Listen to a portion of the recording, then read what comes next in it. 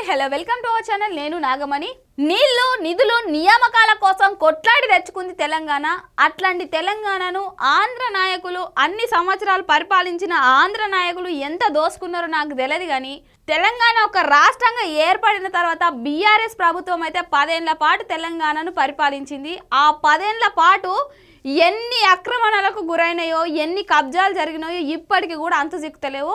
అందులో భాగంగానే ఈరోజైతే జస్ట్ ఒక 4000 కోట్లే, అది ఒక చిన్న వ్యక్తి, ఒక చిన్న పదవి, అంటే ఎమ్మెల్యే స్థాయిలో ఉన్నటువంటి వ్యక్తే 4000 కోట్లకు పాల్పడిందంటే ఇంకా ఎమ్మెల్యే కంటే పెద్ద పదవులు, అంటే ఎమ్మెల్యే నుంచి ముఖ్యమంత్రి వరకు ఇంకెంత తెలంగాణను దోసుకొని ఉంటారో అసలు అంతు చిక్కదు మనకు. ఒకసారి చూద్దాం మరి 4000 కోట్లేంది, మరి ఏ భూమికి సంబంధించింది, మరి ఎవరు దీన్ని కబ్జా చేసిరో ఒకసారి చూద్దాం. 4000 కోట్లు ఐడిపిఎల్ భూములు కృష్ణార్పణం. ఈ ఐడిపిఎల్ సంస్థ అనేది కేంద్రం స్థాపించిన సంస్థ. ఇది ఫార్మా కంపెనీ కోసం మన కేంద్ర ప్రభుత్వం అయితే ఇక్కడ స్థాపించిన సంస్థ అనేది నాకు తెలుసు. దానికి సంబంధించిన భూములు, దాని విలువ 4000 కోట్లు అంట. 4000 కోట్లు కబ్జాకి అయితే గురైందంట. మరి ఆ 4000 కోట్లు ఆ భూమిని ఎవరు కబ్జా చేశారో ఒకసారి ఇక్కడ చూద్దాం. కుకట్పల్లి ఎమ్మెల్యే మాధవరం కృష్ణారావు మరికొందరు బడాబాబులపై ఆరోపణలు. ఈ 4000 కోట్లకు సంబంధించి భూ ఆక్రమణలు అనేది జరిగినాయంట. అందులో కుకట్పల్లి ఎమ్మెల్యే, స్థానిక ఎమ్మెల్యే అయినటువంటి మాధవరం కృష్ణారావు మరియు ఇంకా అతనితో పాటు బడాబాబులు, అంటే ఎమ్మెల్యే కంటే పెద్దవాళ్ళు అనుకోవచ్చు. మరి బడాబాబులు అంటే జస్ట్ ఒక స్థానిక ఎమ్మెల్యే అయినటువంటి కృష్ణారావుకు, మాధవరం కృష్ణారావుకు ఇన్ని వేల కోట్లు, 4000 కోట్ల భూమిని కబ్జా చేసే ధైర్యం వచ్చిందంటే అతని వెనుక, అతనికి ఇంకా ధైర్యం ఇచ్చిన వాళ్ళు ఎంత పెద్దోళ్ళు అయి ఉంటారో ఒక్కసారి ఆలోచించుర్రి. మంత్రులు కావచ్చు, ఎంపీలు కావచ్చు, ఇంకా నిజం చెప్పాలంటే ముఖ్యమంత్రి కావచ్చు, అంటే మాజీ ముఖ్యమంత్రి కావచ్చు. అంటే ఈయన బీఆర్ఎస్ పార్టీకి చెందిన ఆయన కదా.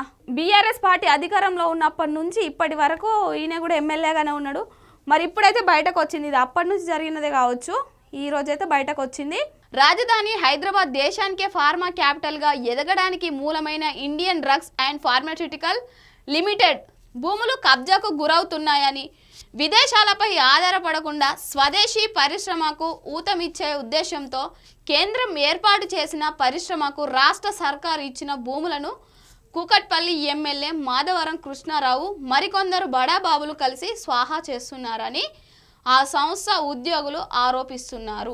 మన హైదరాబాద్ రాజధానిలోనే దేశంలో ఈ ఫార్మా కంపెనీకి సంబంధించిన ఔషధాలు, ఈ ఫార్మా కంపెనీని ఇక్కడ స్టార్ట్ చేస్తే ఇతర దేశాలపై ఔషధాల కోసం ఆధారపడకుండా ఉండడానికైతే కేంద్రం ఈ సంస్థని ఇక్కడ స్థాపించడం అనేది జరిగింది. ఆ సంస్థకు కొన్ని వందల ఎకరాల భూమిని అయితే కేటాయించడం జరిగింది. ఆ కేటాయించిన భూమిని బీఆర్ఎస్ ఎమ్మెల్యే అయినటువంటి కూకట్పల్లి ఎమ్మెల్యే అయినటువంటి మాధవరం కృష్ణారావు మరియు కొందరు బడాబాబులట. మరి ఆ బడాబాబులు ఎవరో ఇప్పటికీ కూడా తెలియలేదు. మరి రానున్న రోజులలో ఇక ముందు ఆ బడాబాబులు కూడా మరి బయటకు వచ్చే ఛాన్స్ అవుతుంది. అయితే ఈ భూమి ఆక్రమణలకు గురవుతుందని, దీన్ని కబ్జా చేస్తురని ఇప్పటికే ఆ సంస్థలో పనిచేసే ఉద్యోగులు చాలాసార్లు కంప్లైంట్ చేసిరంట. మరి కంప్లైంట్ చేసి ఆ కంప్లైంట్ తీసుకున్నారా లేదా ఒకసారి చూద్దాం. పేదలను ముందు పెట్టి ఆ భూములను ఆక్రమించి విక్రయిస్తున్నారని, రియల్ ఎస్టేట్లకు అమ్మి సొమ్ము చేసుకుంటున్నారని ఆవేదన వెల్లబుచ్చుతున్నారు. అయ్యా, ఐపీడీఎల్ భూములు కబ్జాకు గురవుతున్నాయి, వాటిని కాపాడండి అంటూ రెవెన్యూ అధికారుల నుంచి కలెక్టర్ దాకా, స్థానిక పోలీసుల నుంచి డీజీపీ దాకా, ఎంతో మందికి సంస్థ ఉద్యోగుల నుంచి కేంద్ర అధికారుల దాకా ఎన్నో ఫిర్యాదులు చేసినా ఉపయోగం లేకుండా పోయిందని వాపోతున్నారు. 1961లో కేంద్ర ప్రభుత్వం సంస్థగా ఏర్పడిన ఐడిపిఎల్కు మూసాపేట, బాలానగర్, కూకట్పల్లి, కుత్బుల్లాపూర్లో మండలాలు. ఇదండి జరిగింది. కబ్జాకు గురవుతున్నాయని స్థానిక ఉద్యోగులు, ఆ సంస్థలో పనిచేసే ఉద్యోగులు పోలీసులకు ఫిర్యాదు చేసిరట, తర్వాత డీజీపీకి ఫిర్యాదు చేసిరంట, అధికారులకు ఫిర్యాదు చేసిరట. కానీ ఎవరికి ఫిర్యాదు చేసినా అసలు ఎవరు పట్టించుకున్న పాపాన పోలేరంట. కేంద్ర అధికారులకు కూడా ఫిర్యాదు చేసిరట. మరి స్థానికంగా కేంద్ర మంత్రులు అయినటువంటి కిషన్ రెడ్డి కానీ వీళ్ళు ఉన్నారు కదా, మరి కిషన్ రెడ్డి ఇన్వాల్వ్మెంట్ తీసుకోవాలి కదా. మరి అది కేంద్రం ఒక సంస్థకు కేటాయించిన భూమి, ఆ భూమి కబ్జాలకు గురవుతుంది, మరి ఆ భూమిని నేను కాపాడుతానని ఎందుకు లీడ్ తీసుకోలేడు? మరి ఆయనకు కూడా బీఆర్ఎస్ పార్టీతో ఏమైనా సంబంధం ఉందా అన్న ఆరోపణలు అయితే బయటకు వస్తున్నాయి. ఈ క్రమంలోనే ఎవరైతే కంప్లైంట్ చేసిరో ఆ ఉద్యోగులను బెదిరించడం కూడా జరిగిందట. ఆ ఉద్యోగులను ఏ విధంగా బెదిరించారో ఒకసారి ఇక్కడ చూద్దాం. తనకు అడ్డొస్తే టిప్పర్తో తొక్కిచ్చేస్తానంటూ ఎమ్మెల్యే బెదిరించారని ఉద్యోగుల ఆవేదన. ఈ ఎమ్మెల్యే ఉన్నాడు కదా మాధవరం కృష్ణారావు, ఈయన కాట ఎవరైనా ఆ భూములు కబ్జా చేయొద్దు అని ఎవరైనా అడ్డుపోతే వాళ్ళనంటే టిప్పర్తో దొక్కించి చంపేస్తాడట. ఐపీడీఎల్కు రాష్ట్ర ప్రభుత్వం కేటాయించిన 902 ఎకరాల్లో ఇప్పటికే 150 ఎకరాలు స్వాహా. అయితే ఈ సంస్థకు 902 ఎకరాల భూమిని కేంద్రం కేటాయించింది. ఆ కేంద్రం కేటాయించిన భూమిలో ఇప్పటికే 150 ఎకరాలు కబ్జాకి గురైందంట. ఎన్ని ఫిర్యాదులు చేసినా కదలని అధికారులు, ఇంత జరుగుతున్నా పట్టించుకొని కేంద్రం. పాపం వాళ్ళేదో అందులో పని చేస్తున్న విశ్వాసం కొద్దీ అయ్యో ఎట్లా మా సంస్థ పాడైపోతుంది, మా సంస్థ ఆక్రమణలకు గురవుతుంది అన్న ఉద్దేశంతో ఈ అధికారులకు లేని ధ్యాస వాళ్ళకు వచ్చి వీళ్ళు పోయి అధికారులకు ఫిర్యాదు చేస్తే అధికారులు పట్టించుకునే పాపాన పోతలేదట. కేంద్రం కూడా దీనికి సంబంధించి అసలు సపోర్ట్ చేస్తలేదట. అంటే ఈ మధ్య అయితే బాగా వినిపిస్తుంది బీఆర్ఎస్ మరియు బీజేపీ ఒకటే అన్న మాటనే వినిపిస్తుంది. మరి దీన్ని చూస్తే మరి నిజమేనేమో అనిపిస్తుంది. మరి ఇది తెలంగాణలోనే జరుగుతుంది. తెలంగాణలో కూడా కేంద్ర మంత్రులు ఉన్నారు. మరి ఏ మంత్రి కూడా ఒక్కరు రెస్పాండ్ అవుతలేరు. ఒక మంత్రి రెస్పాండ్ అయ్యి అయ్యా మరి ఇట్లా తెలంగాణ రాష్ట్రంలో మనకు కేటాయించిన భూమి ఇట్లా ఆక్రమణలకు గురవుతుంది, సంస్థ ఉద్యోగులు అట్లాంటిది బాధపడి ఫిర్యాదులు చేస్తే కూడా పట్టించుకున్న పాపాన పోతలేరట.